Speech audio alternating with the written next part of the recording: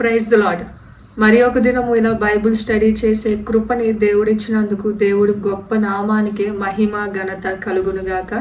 ఈరోజు కీర్తనలు 3వ అధ్యాయాన్ని మనం ధ్యానించబోతున్నాము. మొదటి వచనము, యెహోవా నన్ను బాధించువారు ఎంతో విస్తరించి ఉన్నారు, నా మీదకి లేచేవారు అనేకులు.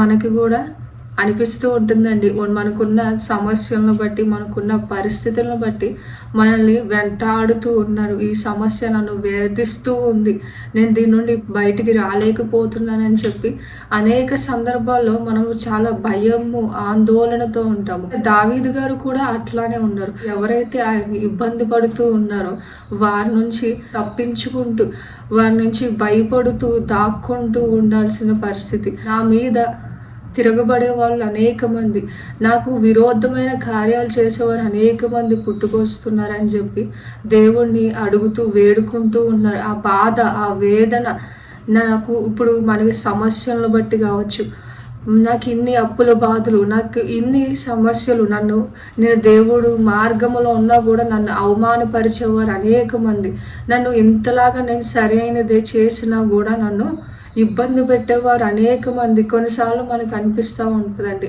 దేవుడు ఏంటి నాకు ఇంత సైలెంట్గా ఉన్నారు, నేను ఎంత బాధపడుతూ ఉంటే దేవుడు ఇంత సైలెంట్గా ఉన్నారేంటి అని చెప్పి మనకి ఆ సందర్భాల్లో మనకు అనిపిస్తూ ఉంటుంది. 2వ వచనాన్ని మనం చూసినట్టయితే, దేవుని వలన అతనికి రక్షణ ఏమీ దొరకదని నా గురించి చెప్పువారు అనేకులు. ఇక్కడ వాళ్ళు ఏమంటున్నారంట, దేవుడి నుండి ఆయనకి ఎలాంటి రక్షణ, ఎలాంటి సహాయము దొరకదని అనేక మంది చెప్తున్నారంట. ఇప్పుడు మనకొచ్చే ఆలోచన బట్టి దేవుడేంటి నాకు సహాయము చేయట్లేదు, ఈ విషయంలో దేవుడేంటి ఇంత సైలెంట్గా ఉన్నారు అని మనకు ఆలోచన రాగానే ఇంకెవరు వస్తారండి? అపవాది వస్తారు. దేవుడు నీ మీద చాలా కోపంగా ఉన్నారు, దేవుడు నీకు సహాయం చేయాలని అనుకోవట్లేదు, దేవుడికి నువ్వు అంటే ఇష్టం లేదు అని చెప్పి అపవాది గద్దిస్తూ ఉంటాడండి. సింహము వలె మనం దొంగిలించిపోవాలి దేవుడి దగ్గర నుంచి అని చెప్పి. అలాంటి సందర్భాల్లోనే మనము గుర్తుపెట్టుకోవాలండి, దేవుడు ఎప్పుడు మన పక్షానే ఉన్నారు. మనం ఆ సందర్భాల్లో దేవుడు మనకి సమాధానం ఇవ్వలేదంటే అది కూడా మన మేలుకి, మనం దాంట్లో నుండి ఏదో నేర్చుకుంటామని తప్పించి దేవుడు సమస్యలు ఊరికినే ఎలా చేయరండి.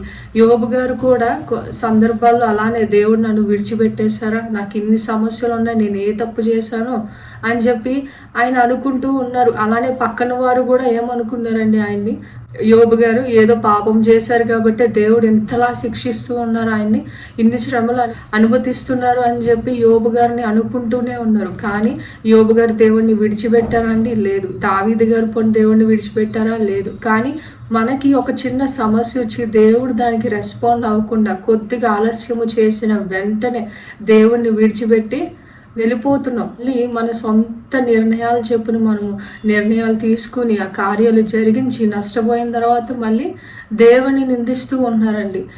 అది చాలా తప్పు. మనం తెలుసుకోవాల్సింది ఏంటంటే, ఎన్ని సమస్యలు ఉన్నా దేవుని మీద ఆనుకుని మనం జీవించాలి. మనం 3వ వచనము గనక చూస్తే, యెహోవా నీవే నాకు కేడముగాను, నీవే నాకు అతిశయాస్పదముగాను, నా తలను ఎత్తువాడుగాను ఉన్నావు. ఇక్కడ ఏమంటున్నారండి దావీదు, ఇప్పుడు నేను ఎన్ని అవమానాలు గుండా వెళ్ళొచ్చు, నేను ఎన్ని నిందల గుండా వెళ్ళొచ్చు, నన్ను ఎంతమంది బాధ పెట్టాలన్నా నన్ను తరమొచ్చు, వారు దేవుడిని పక్షాన లేరు అనొచ్చు, కానీ మీరే నా కేడము, మీరే నా రక్షకుడు, మీరే నన్ను రక్షించి ఆ సమస్యలు, ఆ అవమానాలన్నిటి నుండి నన్ను తలగా ఎత్తేవారు మీరే అని చెప్పి దేవుణ్ణి ఆనుకుని ఉన్నారు. ఈ రోజు నుండి అయినా మనము దేవుణ్ణి ఆనుకుని, మీరే మా రక్షకుడు, మీరే నా కేడము, నా తలెత్తువారు మీరే అని చెప్పి ఆయన ఆనుకుని ఉండే కృపని మనం వేడుకుందామండి. అలానే 4వ వచనము మనం చూసినట్టయితే, ఎలుగెత్తి నేను యెహోవాకి మొరపెట్టినప్పుడు ఆయన తన పరిశుద్ధ పర్వతము నుండి నాకు ఉత్తరం ఇచ్చును. ఇది మనం గుర్తుపెట్టుకోవాలండి. మనం ఎప్పుడైతే దేవుడికి మొర్ర పెడతామో ఆయన వెంటనే జవాబిచ్చే దేవుడు. కొన్నిసార్లు ఆలస్యమైందా అది మనకి మంచిదే. దాని నుండి దేవుడు ఇంకా బహుగా మీకు అభివృద్ధి చేయాలి, మిమ్మల్ని బ్లెస్ చేయాలి అని చెప్పే కొన్ని సందర్భాల్లో దేవుడు సమాధానం ఇవ్వడం లేట్ అవుతుంది, కానీ ఆయన మిమ్మల్ని విడిచిపెట్టారని కాదండి. ఆయన మనము మొర్ర పెట్టినప్పుడు సమాధానం ఇచ్చే దేవుడు, ఆయన మాట్లాడడానికి ఇష్టపడే దేవుడు. అది మనం జ్ఞాపకం చేసుకోవాలండి. కొన్నిసార్లు అపవాది మన చెవుల్లో చెప్తూ ఉంటాడు, దేవుడికి నువ్వు అంటే ఇష్టం లేదు, దేవుడు నీతో మాట్లాడాలని అనుకోవట్లేదు, నువ్వు దేవుడికి దూరముగా వెళ్ళిపో, ఆ పాపంలో పడిపో, నువ్వు ఇష్టానుసారంగా నువ్వు చెయ్యి అని చెప్పి అపాయకరమైన దుష్ట ఆలోచనలు అనేవి ఇస్తూ ఉంటాడు. మనం వాటిని వివేకముతో ఆలోచించి మన దేవుడి మార్గంలో నడవాలండి. అలానే మనం 5వ వచనం మనం చూస్తే, యెహోవా నాకు ఆధారము కాబట్టి నేను పడుకొని నిద్రపోయి మేలుకొండును. ఇక్కడ ఏమంటున్నారండి దావీదు గారు?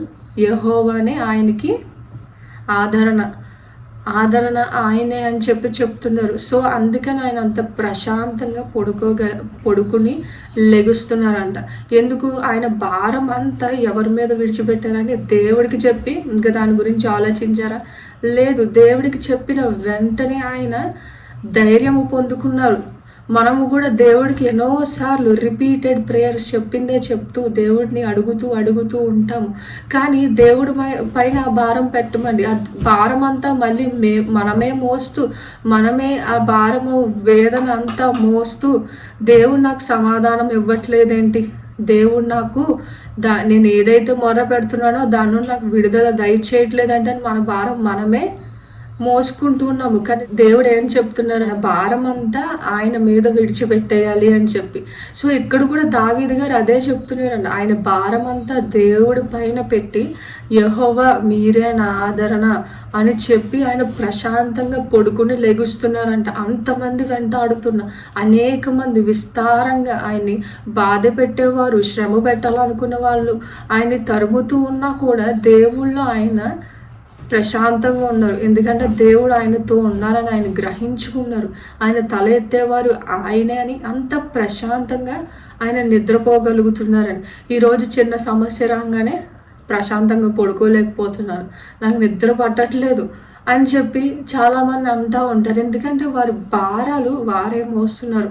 ఈరోజే మీ భారాలు ఏదైతే ఉందో ప్రభు సన్నిధిలో చెప్పి, ప్రభు ఆ కార్యాలు జరిగిస్తారని నమ్మి మీరు అవి విడిచిపెట్టేయండి. ఆ దేవుడి పైన విడిచిపెట్టండి. ఒకసారి చెప్పిన తర్వాత పదే మనం అదే మనం చెప్తూ ఉంటే ఏమవుతుంది?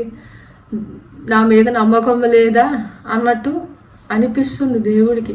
మనం ఆయన మీద నమ్మకముతో ప్రభువే కార్యము జరిగిస్తారు, ఆయనే నా తల ఎత్తువారు ఆయనే అని చెప్పి మనం నమ్మకముతో దేవుడి పైన భారం విడిచిపెట్టాలండి. మనం 6వ వచనము గనక మనం చూసినట్టయితే, 10,000 మంది నా మీదకు వచ్చి మోహరించినను నేను భయపడను. చూసారండి ఆ ట్రాన్సిషన్? చూసారా? ఫస్ట్ వర్స్కి 6th వర్స్కి ఉన్న డిఫరెన్స్ మీరు గమనించారా? ఆయన ఫస్ట్ వర్స్లో ఎంత భయపడుతున్నారో ఇప్పుడు అంత భయము లేకుండా ఆయన ఉన్నారు. ఎందుకు? దేవుడు ఆయనకి కేడముగా ఉన్నారని ఆయన గ్రహించుకున్నారు కాబట్టి, దేవుడు ఆయన పక్షాన ఉన్నారు అని ఆయన గ్రహించుకున్నారు కాబట్టి ఆయన అంత ధైర్యముగా ఉన్నారు.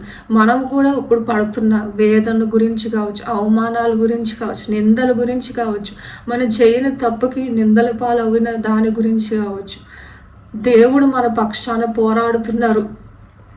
ఆయన మన పక్షాన ఉండగా మనకి విరోధి ఎవరు అని మనం గ్రహించుకుని మనము ధైర్యముగా ఉండాలి. 10,000 మంది నన్ను మోహరించిన, నన్ను చుట్టుముట్టినా సరే నాకు అపాయమేమీ రాదు. మనం కీర్తన 91లో 7వ వచనంలో మనం చూస్తామండి, నా పక్కన 1000 మంది పడినను, నా కుడి పక్కన 10,000 మంది కూలినను అపాయమేమి నీ వద్దకు రాదు అని ప్రభువు మాటిచ్చి సెలవిచ్చిన తర్వాత అపాయం ఏమైనా వస్తుందా? రాదు. 7th వర్స్ మనం చూసినట్టయితే, యెహోవా లెమ్ము, నా దేవా నన్ను రక్షింపుము, నా శత్రువులందరినీ దవడ ఎముక మీద కొట్టువాడువు నీవే, దుష్టులు పళ్ళు విరక్కొట్టువాడువు నీవే. ఇక్కడ చెప్తున్నారండి. ఆయన ఇప్పుడు దావీదు గారు నేను వెళ్ళి కొడతా అని చెప్పి అన్నారా? దావీదు గారు ఆయన హ్యాండ్స్లోకి ఆయన తీసుకున్నారా అండి? దేవుడి మీద ఆయన భారం విడిచిపెట్టారు. దేవా వారిని శిక్షించేవాడువు నీవే, ఆయన వాళ్ళని తీర్పు తీర్చేవాడువు నీవే. మనం కూడా అలానే ఉండాలండి. ఇప్పుడు ఎవరైనా అవమానించారంటే వెంటనే వారిని ఒక మాట అనేయడము కాదు, ఎవరైనా ఒక మాట మనల్ని తీసి పాడేసినట్టు అన్నారంటే వెంటనే వారి మీద విరుచుకుపడము కాదు. నా తండ్రి ఉన్నారు, ఇది నేను నా తప్పు వల్ల జరిగిందంటే నన్ను క్షమించండి, నన్ను మార్చండి అని మనం వేడుకుని, ఒకవేళ తప్పు లేకుండా వారు నోరు జారారంటే దేవా మీరే వారిని మార్చండి, ఇది నా తప్పు కాదని వారికి తెలిసేలా చేయండి అని మనము మౌనముగా ఉండి దేవుడికి మాట్లాడే అవకాశం మనం ఇవ్వాలండి. దేవుడే వారికి తీర్పు తీర్చేవారు, మనం అసలు తీర్పు తీర్చకూడదండి. మనము తీర్పు తీర్చే అర్హత మనకి లేదు. సో దేవుడి మీద భారం పెట్టి, దేవుడే ఆయనకి సహాయము, రక్షకుడు. అలానే శత్రువుల మీద దాడి చేసేవారు కూడా యెహోవానే అని చెప్పి సర్వము దేవుడి చేతికి అప్పచెప్పారండి దావీదు గారు. మనము కూడా సర్వము దేవుడికి అప్పచెప్పాలి. సగం మీరు చేయండి, సగం నేను చేస్తా అని చెప్పి కాదు, సమస్తము ఆయన పాదాల చెంత విడిచిపెట్టి మనం ప్రశాంతంగా ఉండడం అంట. 8వ వచనం మనం చూసినట్టయితే, రక్షణ యెహోవాది, నీ ప్రజల మీదకి నీ ఆశీర్వాదములు వచ్చునుగాక. ఆమేన్. ఖచ్చితంగా దేవుడు ఆయన ప్రజల మీదకి ఆశీర్వాదములు కుమ్మరిస్తూ ఉన్నారండి. ఇక్కడ దావీదు గారు ఎంత ట్రాన్సిషన్ మనం చూసాం. పరిశుద్ధాత్మ దేవుడు మనలో ఉన్నప్పుడు ఇంత గొప్ప ధైర్యము మనం కలిగి ఉంటామండి. యేసు ప్రభు వారు మనకి ప్రతిదీ ప్రొవైడ్ చేస్తారు. ఆయనే మన కాపరి, ఆయనే మన రక్షకుడు అని మనం ఎరుగుతామండి. అప్పుడే మనం అంత ప్రశాంతంగా ఉండగలము. ఆయన ఫస్ట్ వర్స్కి లాస్ట్ వర్స్కి ఎంత తేడా ఉందో మీరు విభిన్నంగా మీరు గ్రహించారని నేను ఆశపడుతున్నాను.